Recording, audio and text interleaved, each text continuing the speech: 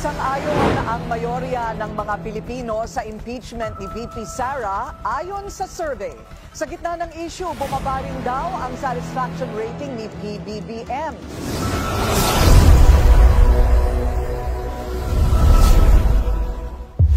Hindi pa man nagsimula ang formal na impeachment sa Senado, ay hati na ang opinyon ng taong bayan patungkol dito. Mas marami ang tutol na matanggal sa pwesto si Vice President Sara Duterte. Patunay lamang ito na naniniwala ang karamihan na walang ginagawang mali ang pangalawang Pangulo at panay pamumulitika lamang anya ang ginagawa ng Kongreso upang tiyaking hindi na makatakbo pang muli sa 2028 national election ang isa pang Duterte na posibleng maging Pangulo ng bansa. Batay nga sa pinakahuling survey, ay 47% ang tutol sa impeachment ni Vice President Sara Duterte, 33% naman ang pabor. Samantalang 20% naman ang walang opinyon patungkol dito. Malakas pa rin ang suporta kay Vice President Sara Duterte sa Mindanao na nakakuha ng 66% na tumutol sa ginagawang impeachment, 48% naman sa Metro Manila na pabor sa impeachment. Komento pa nga ng ilang dismayadong netizens, kitang-kita naman kahit saan magpunta ang soon President Sara Duterte, rockstar ang datingan, pinagkaguluhan kahit walang ayuda. Hindi kami pabor sa impeachment dahil si VP Sara ibinuto yan ng taong bayan. Bakit gusto niyong alisin? Ginagawa ng kung ano-anong kaso kasi threat sa kanila. Gusto nila matakpan ang isyu ng lahat ng kabulastugan nila. Inaabangan ng taong bayan na kailangang panugutan ang isyu sa PhilHealth at pagmanipula sa BICAM report at ang GAA. Totoo naman, kaming mga mamamayang Pilipino ang papirmahin nyo kung saang ayon pa kami na ma-impeach si VP Sara. Hindi yung mga balimbing na senador at congressman, kami ang bumoto sa kanya para manalo. Kaya kaming mga mamamayan ang may karapatan. Hindi sang-ayon ang mayorya ng mga Pilipino sa impeachment ni VP Sara ayon sa survey. Sa gitna ng issue, bumaba rin daw ang satisfaction rating ni PBBM. Okay. Dalawa po yan. Good news po para sa atin. Una, ayaw ng masa sa impeachment kay VP Sara.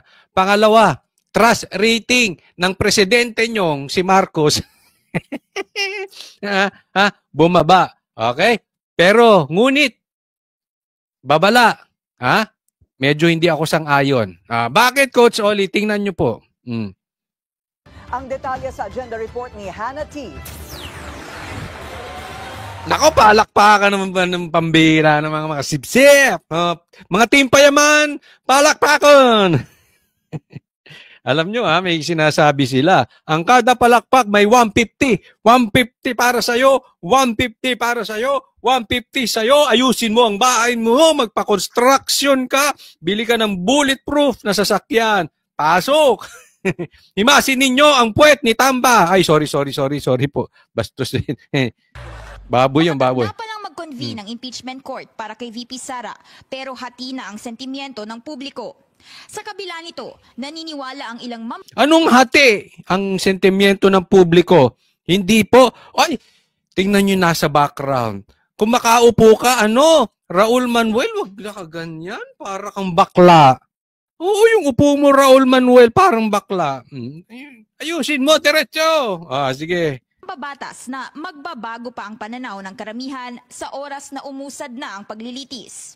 Siguro doon masasabi natin at makikita at maliliwanagan ng mga kababayan natin kung ano talaga ang laman nitong impeachment complaint. Tawa na naman po tayo. Chua, balita ko, ikaw ang Team Suka. Bakit? Bakit Team Suka? Sinusuka ka na dyan sa Maynila, talo ka raw. Balita ko, kinanlong ka lang ni Isko, ikinampanya ka lang. Balita ko lang naman, totoo ba yan? Hindi ka maboboto kung hindi dahil kay Isko. Ngayon, wala ka na. Niyari ka na ni Isko. Sabi ko sa iyo kaya boto po sa Maynila, panalo po dyan si Isko. Ang bira, Kachua. Di bale, meron ka namang 150 million reasons. Baka hindi lang 150 million ang reason nito ni Chua na ito. Team Payaman, palakpakan. Batay sa WR Numero Survey, 47% ng mga Pilipino ang hindi pabor sa impeachment ng bise. 33% ang sumusuporta, habang 20% ang walang opinyon. Kaya mabigat ito, ha? Okay. 47% ayaw. Okay? More than half. Almost half ng Pilipino ayaw sa impeachment. Mabigat po yan. Almost kalahati. 33%. Ibig sabihin, sa bawat 10, tatlo, more or less, ang pabor lang. Pero ang titingnan po natin dito, ito po ang matindi. Yang 20%, yung walang opinion. Ha? Bakit mabigat yung Coach Oli? Kasi, yan po ang hinahabol ng mga senators, ng mga kandidato. Kasi yan 20% na yan, ibig sabihin, kung tama po itong survey na ito, ibig sabihin yung 20% na walang opinion, as of now, yan pa yung liligawan. Yung 47, yung 33 na yan, yung pabor at hindi pabor, more or less, medyo hardcore na yan, na maka-BP Sara, or more or less, yan mga hardcore na anti-Sara. Ang nililigawan yung 20% at malaking bagay yan. Kaya nga, dapat sa tingin ko hindi talaga nila ituloy itong impeachment na ito kasi yung mga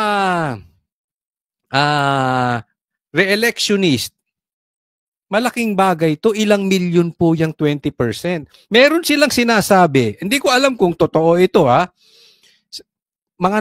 mga botante raw ng INC ay nasa 3%. Ganon din daw po ang botante ng KOJC. Yan ang sabi, nasa 3% more or less. 3 to, maglalaro yan, 2, 3, 4, 5. Yun lang yun. Samantalang ito, nasa 20%. Malaki pong boses yan. Okay? Ngayon, Coach Oli, hindi naman lahat re-electionist. Yung iba nga hindi tumatakbo. Bakit? Dapat sila maging concern. Alam nyo kung bakit? Yung sinasabi nila patungkol kay Tulfo na yung bawal, dapat ipagbawal na yung anong tawag nila doon?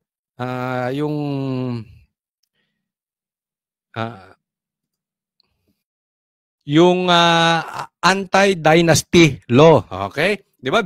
Pinagbibintang nila yan kay Tulfo. Sa katunayan, pag tumingin kayo ng kandidato, karamihan po sa kandidato, may mga kamag-anak na tumatakbo.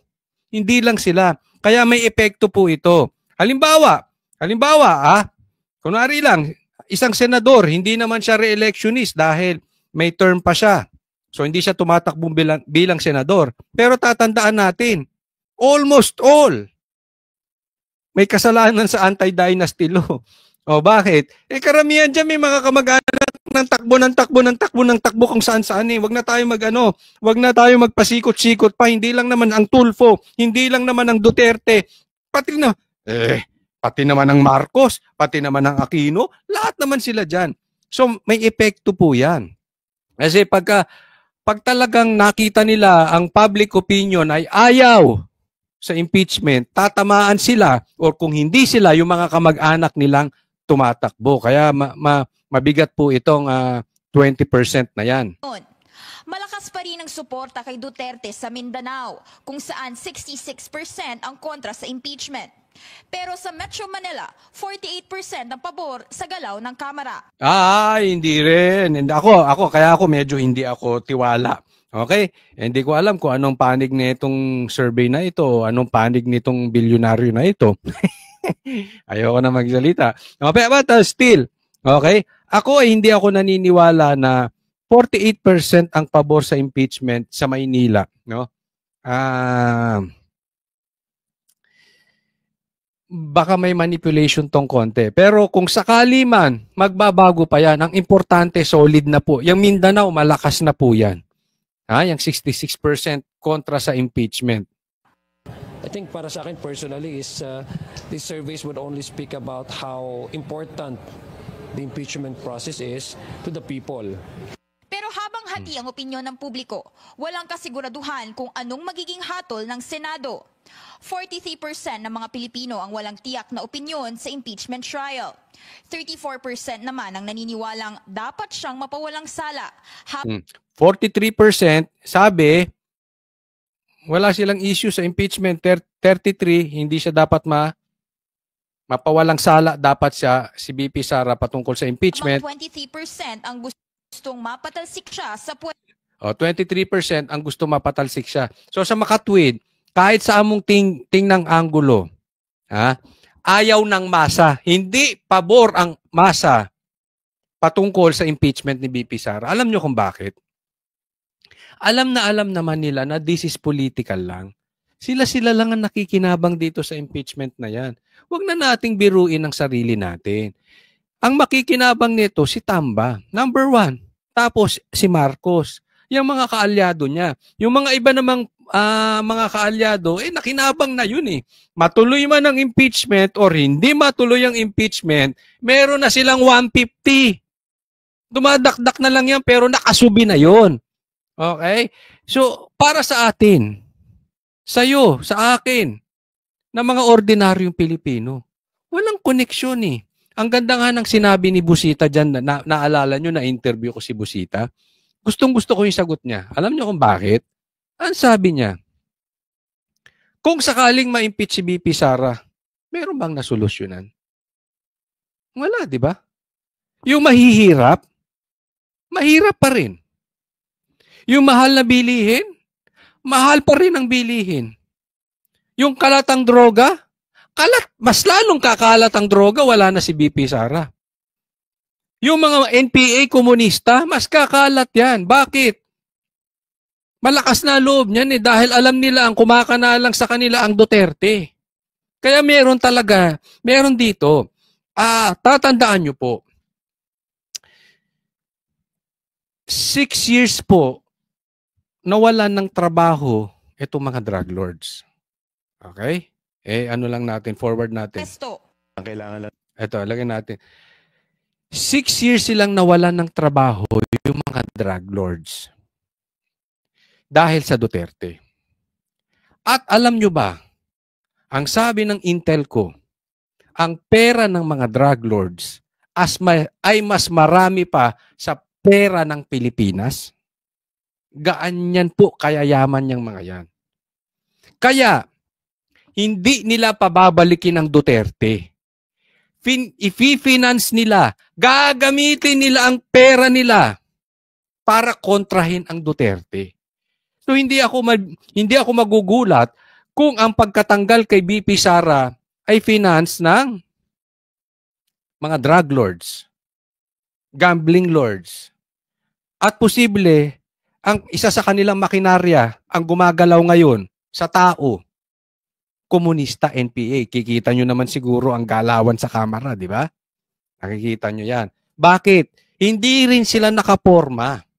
Itong mga party list, nakasabwat ng NPA, nabawasan yan nung panahon ni PRRD. Pag nakabalik ang Duterte, yari na naman sila. So, yan ang mga bumabanat dyan. Pangatlo, Amerika. Dahil ang Amerika ay hindi kayang pasunurin ang Duterte. Hindi sila tuta ng kano. So, ang dami pong sumusuporta, panglabas. Mga drug lords, gambling lords, Amerika, komunista, dyan sa impeachment. Pero sa ating mga ordinaryong Pilipino, wala tayong pakinabang dyan. Sila lang ang may pakinabang dyan. Naintindihan po natin. Mahirap po yun. So, kumbaga sa survey, ako partly naniniwala ako na ayaw ng Pilipino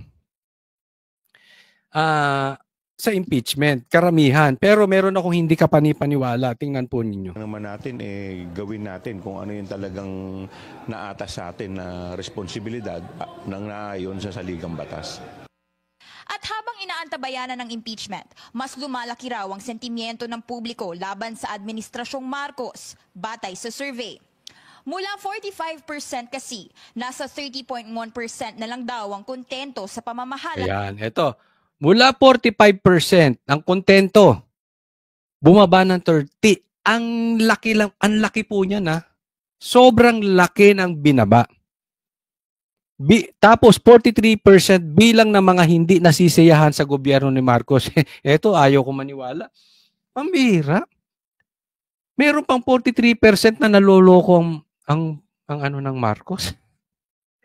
Sa bagay, no? Pag magaling ka sa budol, talagang makokontrol mo utak ng tao. But ang laki ng binaba, oh.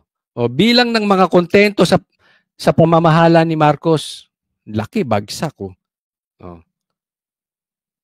Ni PBBM. 43% naman ang hindi nasisiyahan sa kanya. Pinakamataas ang disapproval ratings sa Visayas at Mindanao. Pero bumaba rin ang ratings ni VP Sara. Bumaba din ang ratings ni VP Sara, 47 to 41. At least konti lang, hindi kasing laki ni Marcos. Ang problema yung 29 na hindi nasisiyahan, no? Pero malaki po ang panalo sa survey ni VP Sara sa Visayas at Mindanao. Alam nyo, good news po ito. Bakit? Kasi basta bumoto ang Mindanao at Visayas ng straight PDP, utuin na ni Marcos yung Norte, hindi mananalo yung mga kandidato nila. Ito it shows. Maraming salamat sa inyo dyan sa Visayas na nanunood dito kay Coach Oli. Maraming salamat sa inyo dyan na mga taga Mindanao na nanunood dito kay Coach Oli dahil ang pagsuporta nyo kay VP Sara at sa mga Duterte ay talagang matindi. Ang sigurong ganun na lang, no? Yan naman ay pinag-uusapan talaga. Solid na po ang Visayas at Mindanao sa PDP. Luzon na lang ang pagtatalunan. So, at least mga lahati ang PDP sa Luzon, panalo na po ang mga bata ni PRRD. Kita rin dito sa survey na ito. Mula 47%, nasa 41% na lang ang Kayo na lang mag-research kung ano itong bilyonarya. Pero kita mo pumapabor to kay BP Sara. Sa kanyang pamamahala. 29% ang hindi nasisiyahan, habang 30% ang undecided. Ayon sa isang political analyst, masyado raw malaki ang porsyento ng undecided o neutral sa naging survey. Hamon na raw ito sa administrasyong targetin sila sa kampanya sa mga susunod na buwan. Battleground na raw ang malaking hanay ng mga Pilipinong hindi pa kumbinsido sa performance ni na PBBM at VP Sara. Kaya malaking bahagi ng labanan ngayon will be the narrative, will be perceptions, will be ano ba yung messaging, no? Kaya tingin ko malaking bahagi in the next few months will be an air war para dito sa mga undecided, no? Yan ay clearly disenchanted sa mga policies ng gobyerno, especially in relation sa inflation, in relation sa employment, in relation sa wages, etc.